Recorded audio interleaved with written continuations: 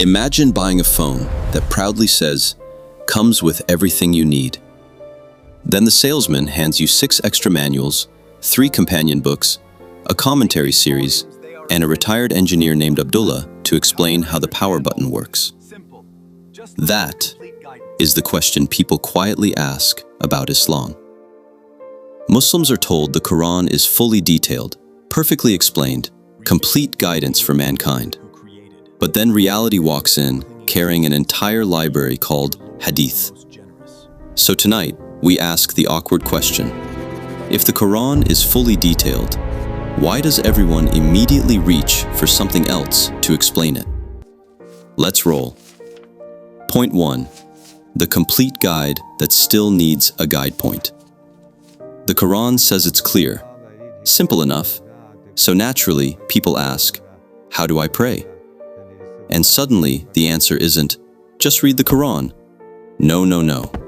Now we need Sahih al-Bukhari, Sahih Muslim, Abu Dawood, Tirmidhi, scholarly commentary, chains of narration, authentication systems.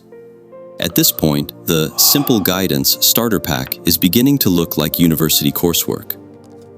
At point 2, the prayer problem. Here's the funny part. The Quran tells Muslims to pray. Important detail, right? Tiny issue though. It doesn't fully explain how many daily prayers, what exact words to say, or the full sequence of movements. That's where Hadith steps in like, relax everybody, we brought the instructions. So now, the fully detailed book apparently needs downloadable content.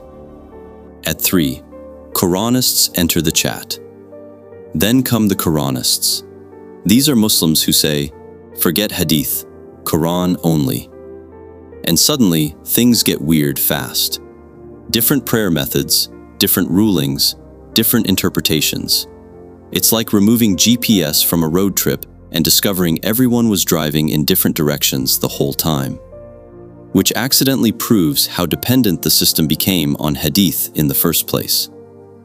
At 4, the perfect book explained by imperfect reports. Now this part gets uncomfortable. The Quran is considered perfectly preserved, but Hadith? Different story. Some narrations are authentic, some are weak, some are fabricated.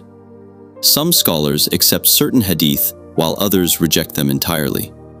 So the perfect revelation ends up relying on reports that scholars have been arguing about for centuries. That's like saying, this recipe is flawless, but the instructions may or may not be real. At 5, conveniently authentic. Ever notice how this works? A hadith supports the argument? Mashallah, authentic narration. A hadith causes problems? Well, actually, brother, the chain is weak. Convenient. At this point, understanding Islam requires hadith science, narrator biographies, authentication methods, historical context, legal schools, and probably 3 cups of Turkish tea. Simple religion, by the way. At 6, the commentary empire. Then it gets even better. You don't just need hadith. You need commentaries explaining the hadith. Then commentaries explaining the commentaries. At some point, you're no longer reading religion. You're trapped inside the extended cinematic universe of interpretation. At 7, what fully detailed might actually mean. Now, to be fair, most Muslims would answer all this by saying, the Quran provides principles, the Prophet demonstrates them, Hadith preserves those demonstrations. And honestly, that explanation makes more sense than pretending the Quran was designed to function alone. But if that's true, then maybe the phrase fully detailed doesn't mean everything is fully explained inside this one book.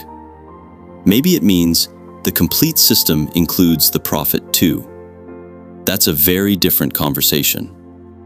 So here's the real issue. This debate isn't really about whether Muslims use Hadith. Obviously they do. The real question is, can a book be called fully detailed if entire libraries are still required to explain how to practice it? Maybe yes, maybe no. But one thing is certain.